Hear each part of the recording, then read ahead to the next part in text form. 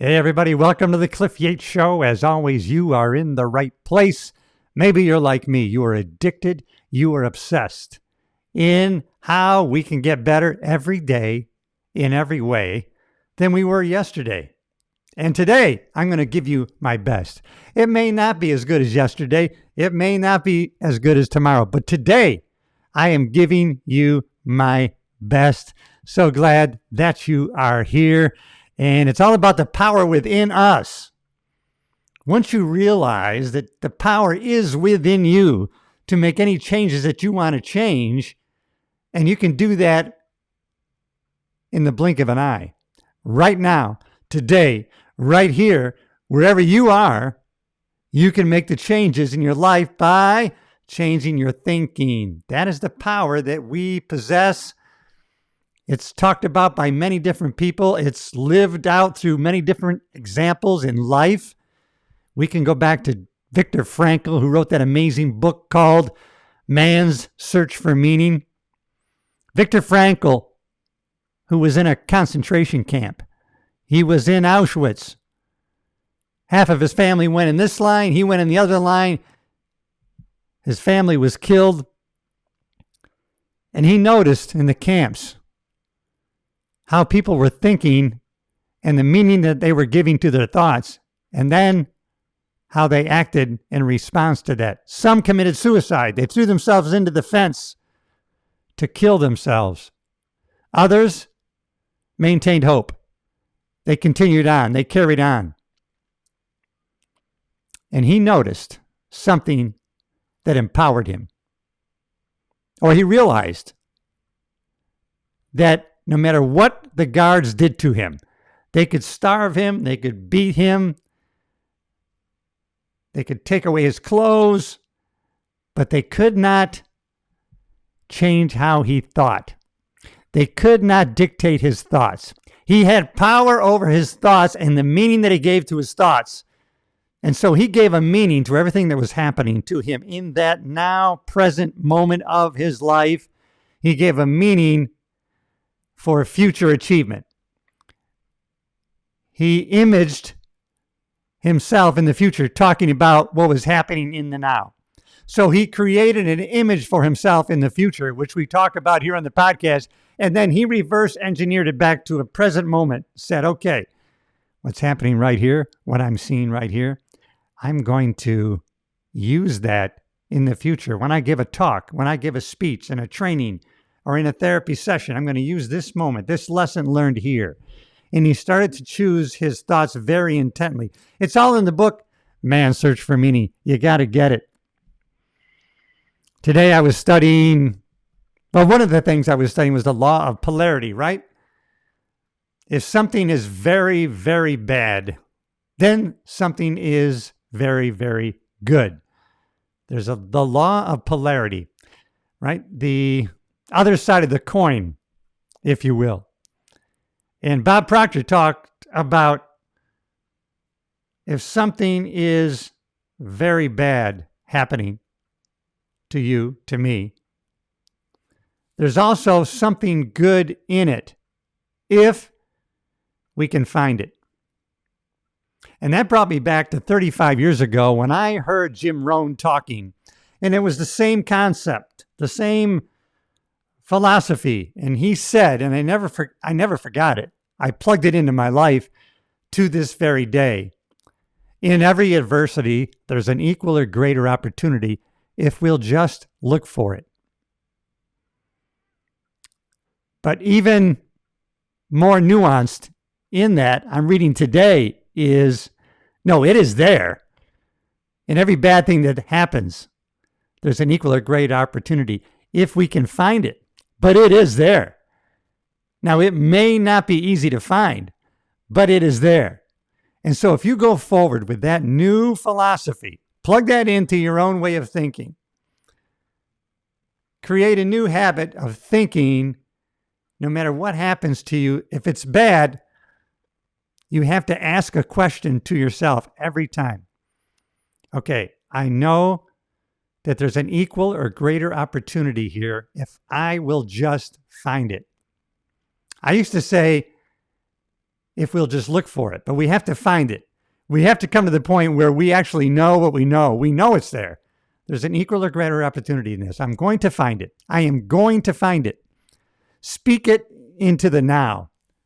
I think that's an important change I'm going to make right now that I just found out here. I used to have a little bit of a different nuance to that thought, right? There's an equal or greater opportunity if I'll just look for it. No, there's an equal or greater opportunity if I'll just find it. It is there. In every situation, it's there. We just have to find it. Also, I was listening to Bob Proctor today, and I know he gave the best definition of faith that I think that there is. The best definition of faith that there is. It's belief in the invisible. But we see it with our imagination. We can see the invisible with our imagination. And then we believe in the incredible, which allows us to receive what the masses call the impossible. Oh man, that's powerful. That's what faith is. Faith in the unseen. Abraham Lincoln said, faith in what you can see is no faith at all. Faith has to be in the invisible. Something that is beyond what we see, hear, smell, taste, touch, beyond the five senses. Boy, and that's true faith. You see the invisible. You see it with your imagination. You believe in the incredible. There's a power within us that we are allowed to take an image that we create, and then it will manifest itself into physical reality. Not once in a while, but every single time. Every single time. You got to have creative vision. We were implanted with that ability to have creative vision. We can create our own life. We can create our own economy. We are creators. Get out of the competitive mode of philosophy of thinking and get into the creative mode. Switch it over, and you can do it at the blink of an eye. There's never been a better time to be alive. I think this thought every single day when I think about the ability that I have and that I do when I turn on my camera and I live stream to people all around the world, when I'm speaking to them in real time with video and sound. They are messaging me as I broadcast to them halfway around the world. I live stream, and then they leave comments and they say, "Hi, I'm in Italy. Hi, I'm in Russia. I'm in France. I'm in Germany." Never been a better time to be alive. Think about the early phones that we had. We had a phone here. We thought it was so amazing. I think it was late 70s. We got a phone in here, hanging on the wall, hardwired underneath the water, out here on my own private island. I should preface that's where I'm at. I'm on an island in the middle of the St. Lawrence River, the Thousand Islands. In the late 70s, we got, not only did we get electricity, we got phone. And then, like everywhere in the country, it was a party line. You picked up the phone. I don't know if you're old enough to remember this, but if you're my age, you remember the party line. You pick up the phone and somebody might be already talking on it. You hung up and you waited. Check again. There was a group of people that shared that same line, that same frequency. And the reason that we had our phone system that way is because the belief was there was a limited amount of frequencies. There was a limited amount of frequencies, and now we know there's an unlimited amount of frequencies, and that's why we have our own. You and I have our own frequency. Our phone number is our frequency. And if I have your number, I have your frequency, then we can connect. We can connect because we're on the same frequency. If I call a different number, a different frequency, you and I won't be talking. And now we know there's an infinite number of frequencies. And that's how the law of attraction comes into being, because of the law of vibration. Because you think a thought, the higher thoughts of gratitude, positive attitude, love, excitement, enthusiasm, charity, the higher frequencies, then it creates within you emotions that create vibrations. The vibrations are magnetic, and that becomes the law of attraction. That's what precedes the law of attraction, is the law of vibration. Once you get on the same frequency of what you want, it will come to you. Circumstances and people will conspire seemingly to bring forth in physical reality that which you strongly imagined in your creative mind. Now, you've got to marry those thoughts with strong emotions so that they are planted in your subconscious mind. And you do that with the emotions, the thoughts, and make them dominating in your thoughts. Your brain picks it up. This is important to you. Now I'm going to plant this in the subconscious mind. Always keeping in your mind the knowledge that really becomes wisdom when you realize, wait a minute, my conscious mind, whatever comes into my conscious circle, my conscious mind, I can accept or reject. The subconscious can't do it. It accepts everything you plant in it. You plant corn in a field of beautiful dirt. If you plant corn, corn comes up. If you plant poison, poison comes up. It's in what you plant. It's not the soil. The soil is ready to receive what you're going to plant. No matter what you plant, that's going to grow. And the same is with your mind, the subconscious mind. It's just ready to receive those dominating thoughts, and then they will grow. Positive or negative, it's going to be up to us, because consciously, we are spreading the seed to our subconscious mind. Consciously, we can accept or reject ideas, thoughts, and then we marry the thoughts that we choose, that we pick with strong, positive emotions, and we make those dominating visions in our head. That becomes planted in our subconscious mind. Then circumstances and people come together to manifest into our physical reality that which we had visioned. We have the power to do it. We have unlimited power within us. Wallace Wattles, who wrote that book, The Science of Getting Rich, said that there is a formless substance, universal, everywhere. It permeates the air, permeates everywhere, everything. We can't see it, but it's there. And when you put a thought into it, that's an effect that we have on that formless substance. We are the center of divine creativity. This thought substance, really God, subconscious mind, universal mind, whatever you want to call it. The law works regardless of who is using it, when they're using it. It works every time. It's like the law of gravity. You jump off a building, it's not going to matter who it is, what color you are, what religion, where you're from, you're going to fall unless you have a parachute. And even then you're going to fall. You're just going to be using, right, the laws of nature to fall safely to the ground. The laws are universal. Any of us can use them.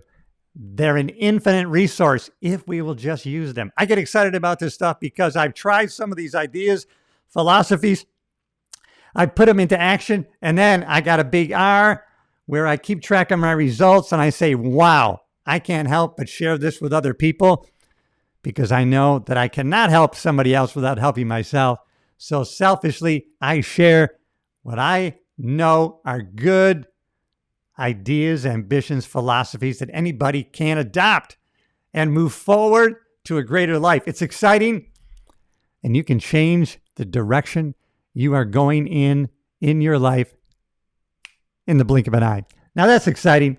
So glad you're here. If you haven't already, you got to follow, subscribe, share this podcast with people who may need to hear it. And if it's you, listen to it again. Take notes. There's nothing better than taking notes on things that you hear to better learn what you are learning. Never been a better time to be alive. I love this thought that I that I was hearing today, and I believe it's true. The world only has one problem. The world has one problem, and that is ignorance. Fear is something the Bible says hundreds of times. Do not be afraid. Be of great courage. And ignorance causes fear. You can actually kill off ignorance with study. We need to study. We are God's highest form of creation. We are God's highest form of creation. We are embedded with the higher faculties. Your dog, my cat, can see, hear, smell, taste, touch, just like us. All the other animals. But we were embedded with the higher faculties. And as far as we know, no other creature has these faculties of perception, will, imagination, memory, intuition, reason. We were embedded with the higher faculties. We were gifted the higher faculties. It's a law of nature. We adapt and change, or we die. Everything's either growing or dying. Everything is vibrating. Everything is moving all the time. Nothing is not vibrating or moving. If you take a magnifying glass to the piece of wood of this table, you will see movement. Even somebody who dies, they're in constant movement. There's a vibration there. That's how we ended up going back to dust. We never stop. We are in an ocean of motion. These are the higher thoughts that you and I can adopt on a daily basis. Kill ignorance. We can kill it with study. We need to constantly be discerning what is happening. We go to school. The educational system does not tell us how to know ourselves better. It does not teach us how to make money. It teaches us what to learn. It doesn't teach us how to learn. There's all these great books on the science of getting rich, how to win friends, influence people, to Think and Grow Rich, the Bible. Nobody told me in school to read these books. None of them. They didn't teach me. They didn't tell me to read the Bible. They didn't tell me to read any of these other great books. The best education that we get is self-education after we leave the organized educational system. But guess what? Especially with what's available today is all knowledge. It's available to us. What we can do is unlimited. What we will do is something else. And that's our choice of how we will conduct our mind, body, and how we live our life. We can make the choices. And that's how you can take charge of the power you have within you. It's inside of us. It's an inside job. We are the only creature on earth that is disoriented in our environment. Every other creature is comfortable in their environment because they operate by instinct. We are the only creature that is not comfortable in our environment because instinct was taken away from us, and implanted in us was the ability to create our environment. We have the ability to create our environment. We have the higher faculties. Don't forget that. We were gifted the higher faculties. We are creative beings and who can do great things. You know what? And we should be doing great things every day for the rest of our lives. I don't know about you, but I am addicted to constant positive change.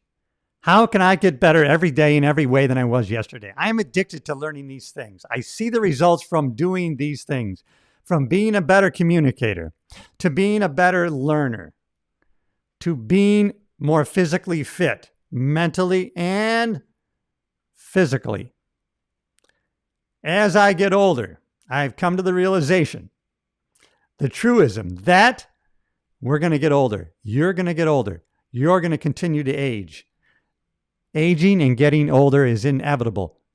Becoming weak and fragile is not. You do not have to become weak and fragile. Look around you and look at the aging people. Not all.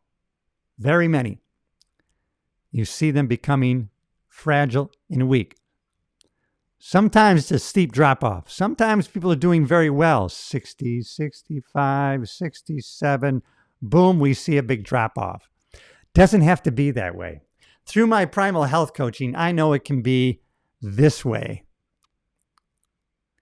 We can actually live until we die. We can gradually have a decline that makes sense according to our age, but we don't need the drop off that inevitably usually comes with most people, 65, 68, 70, or if you look around in today's age, 50, 55 or before. I don't want to say everyone, because it's not true. I actually get excited now when I go into the gym. I belong to 2 gyms in Florida, and I go in there and I see people fat, out of shape, never been to a gym before or not very often. It's a recent thing. And I am their biggest fan. I am the biggest fan of these people because there is an intimidation factor when it comes to going in the gym for the first time, especially if you're fat, out of shape. There's just a fear I'm being judged. People look at me like I'm a fat piece of crap. These are the sounds of their inner voice really telling them negative things. And yet, I'm seeing a lot of these people, because I can tell, obviously, physically they're fat and out of shape, but they got themselves into the gym. Something gave them leverage, whether it was a doctor's report, a family member, or them just coming to the realization, if they don't make the changes they need to make, their life is not going to be as long as it could be. They're not going to not only have as many years in their life, they're not going to have as much life in their years as they could have unless they make the changes. Somehow, somewhere, some way, they've created leverage within themselves and they got themselves in the gym. So I'm excited to see that lately. I would say that's not in the majority. I think that's in the minority as people get older. I don't see a lot of people. As I go around and I look at people in the world, maybe you are too, I see a lot of fat people out of shape. Probably a lot of it is not their fault. If you think about the cigarette companies who really most have changed to invest in food companies that are designed to make you addicted to these chemicals and high fructose corn syrups and these ingredients that they make, that they put in the foods, not only for long shelf life, but also to inspire or trigger your body to want to eat more and more. And so we see more and more people becoming pre-diabetic or out of shape. And really, they're on their way to an earlier death. I don't like to see it. But I'm excited about some of the people that I see in the gym now of an older age who are in there getting after it. Gives me excitement, and I'm their biggest fan. And there's the other end of the spectrum, too. I'm seeing a lot of people, especially in the crunch that I joined in Florida. I'm seeing a lot of people, young, very young. They're in the gym getting after it. You know what? They're learning. How can I get stronger, be better, work out? And they have ambition, and they're excited. They're positive. They have a great attitude. I've interacted with a lot of them. So that's another exciting thing. So, of course, when we default to the negative that we see in the world and around us, we have to keep in mind that it's not everyone, and there's still people to get excited about. And I find it very, very invigorating because I am hooked and addicted to repeating. Listen, the mother of skill. Repetition is the mother of skill. So the repetition of listening to new ways of thinking allows me to reprogram my mind which is why I've gotten addicted to success, achievement, doing better. And if I could encourage you to do something that might get you addicted to it, then that would be very satisfying to me. I am telling you, I have to repeat it 100 times a day because I probably do. I should count someday. But having a positive impact on somebody else, there's no greater joy than I find. And I tell myself that every time I create a piece of content and put it out there in the world, even if it gets hardly any views, I know that it's having a positive impact on somebody else because, number one, it's impacting me. When you're speaking encouragement to someone else, when you're speaking positivity, when you're speaking good things out of your mouth, they don't come back empty-handed. The thoughts you put out don't come back empty. I think that's in the Bible. And when you speak encouragement, you're guaranteed one person has heard it. And that one person is you. But there's a good chance that somebody else has heard it too, because I know in my own life, I wouldn't say on a daily basis, but pretty close to it, somebody gives me feedback that says, you impacted me in a positive way. All right, everybody, I want you to really take into your heart, plant it in your subconscious. You have the power within you to make great changes in your life. And that, I guarantee, is going to positively impact other people. All right, everybody, I'll see you in the next episode.